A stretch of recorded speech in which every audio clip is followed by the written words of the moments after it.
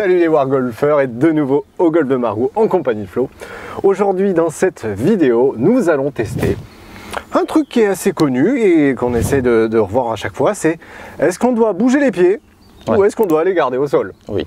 Donc ça, c'est ce qu'on va expérimenter pour vous aujourd'hui en mode crash test.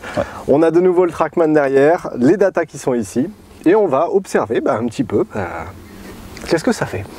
Faire 7, on vise de 100 mètres. Je vais taper quelques balles, Chris. Yes. Avec, dans un premier temps, les pieds fixes au sol, que ce soit à la montée et à la traversée. Et ensuite, à l'inverse, les pieds qui bougent à la fois à la montée, donc le pied gauche, puisque je suis droitier, qui va venir s'ouvrir, et le pied droit ensuite au finish. C'est ça. Et ensuite, on vous fera part des résultats. De ton ressenti et les résultats. Allez, sans pied. Enfin, sans. Pas de pied, pas de main, pas de chocolat. Pas de chocolat. Good? Good.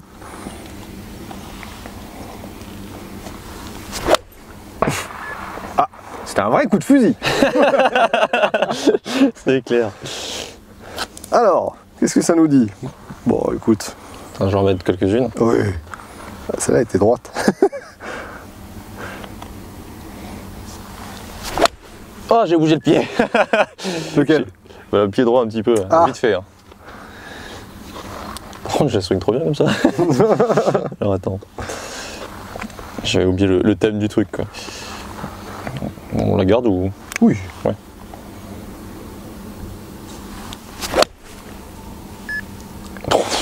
Alors, il y en a un qui ressemble un petit peu à ça au moment de l'impact. Il libère très tard. C'est Rory McIlroy qui fait beaucoup ça. Il garde les deux pieds au sol au moment de l'impact. Après, à la toute fin? Ouais, à la toute fin, il y a les pieds qui décollent. Un jeu de hanche de folie. Ouais. Une dernière. Allez, une petite dernière.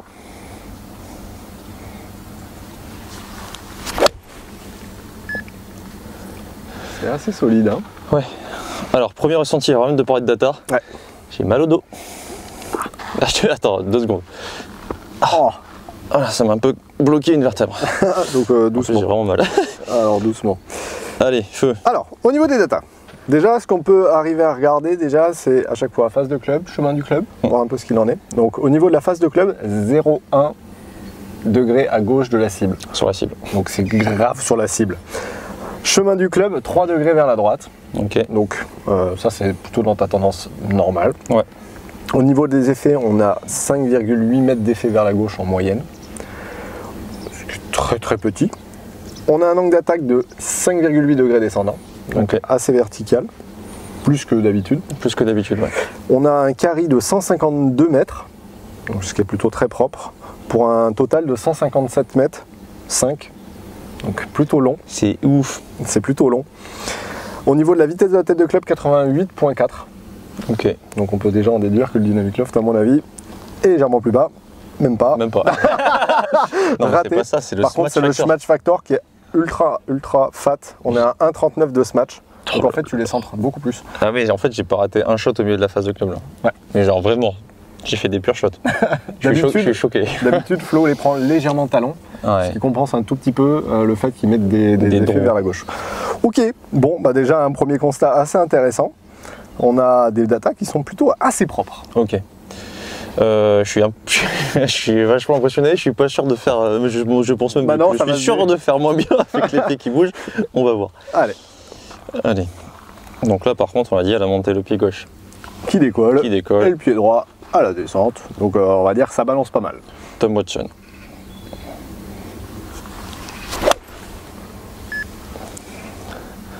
Si on a pris les hauteurs de balle, je pense que là... Elle était plus haute. Ouais, celle-ci. Ou Jack Nicklaus, au choix. Allez.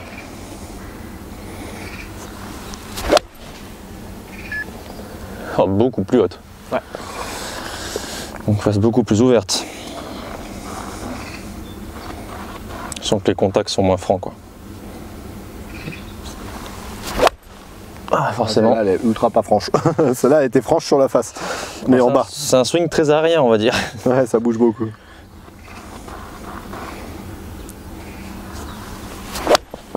Ok, ça allait mieux. Ok.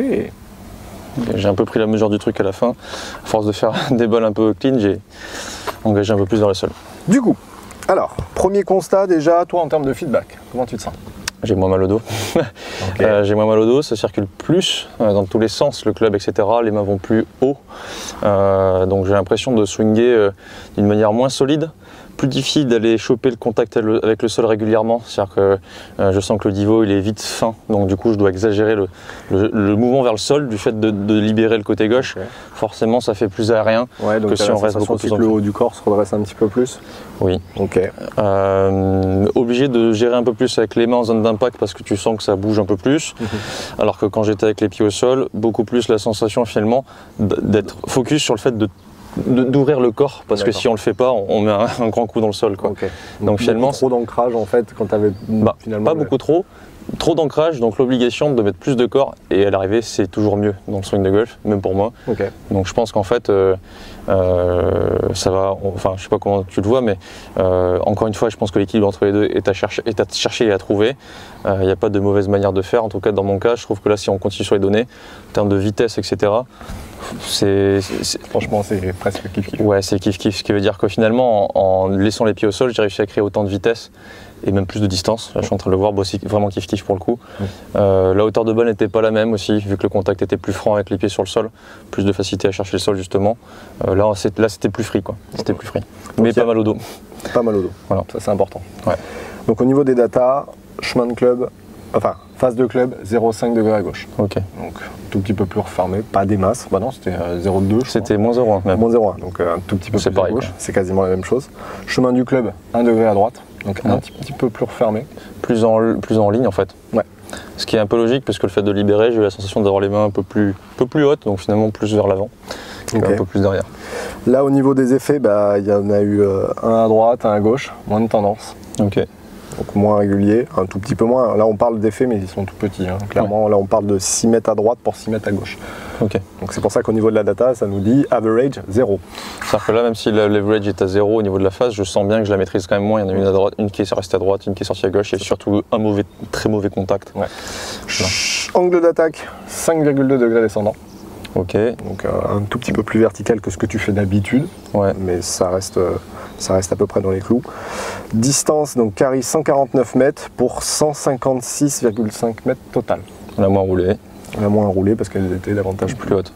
Et encore, il y en a une qui fausse le truc, c'est la grosse topette. Hein. En vrai, elles n'ont pas roulé du tout. Mais c'était la plus longue. Ouais, c'était la plus longue. Mais... Du coup, on a 90,1 de vitesse de tête de club. Ok, c'est kiff-kiff. Et après, Dynamic Loft, 20,8. Ok.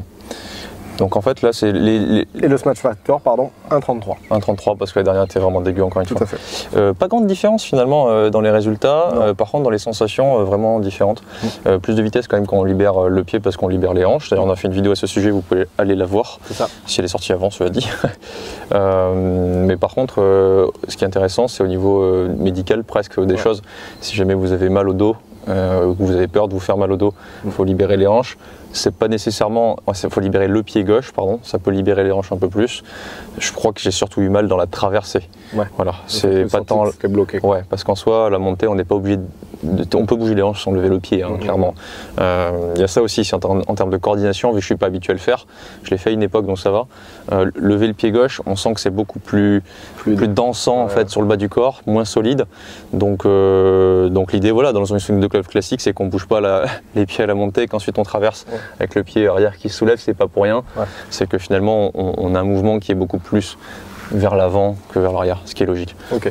Donc en gros, si nous on peut essayer de recommander des choses. Donc là en gros, pour toutes les personnes qui ont des difficultés à bouger le bassin par exemple, le fait d'avoir les pieds qui bougent davantage, ça va les aider. Ça va aider en fait à mobiliser les hanches. Donc une très bonne chose si derrière vous êtes en recherche d'amplitude un petit peu à la montée.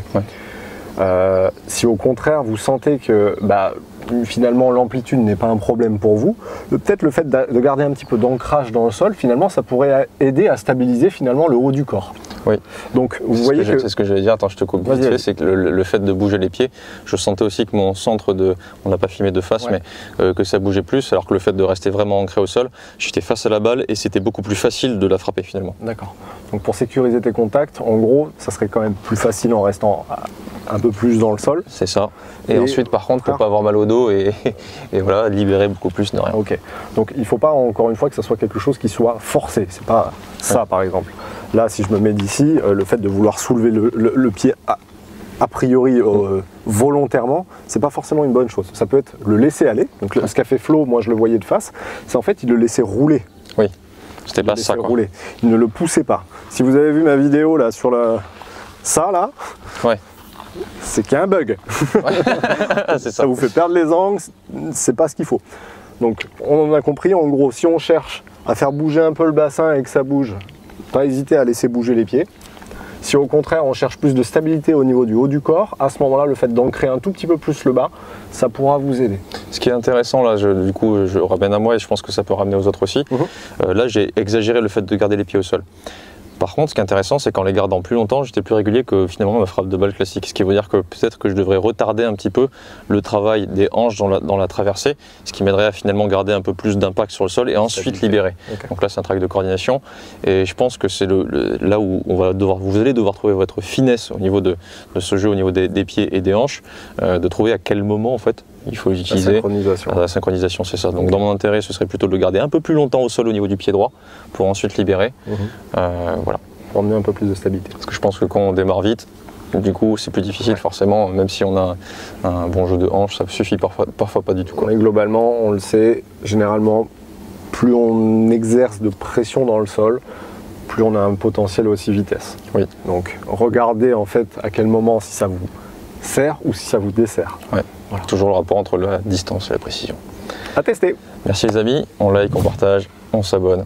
On n'hésite pas à aller voir les outils qu'il y a dans la description pour vous. Et on se retrouve la semaine prochaine. À plus. Ciao les wargolfers.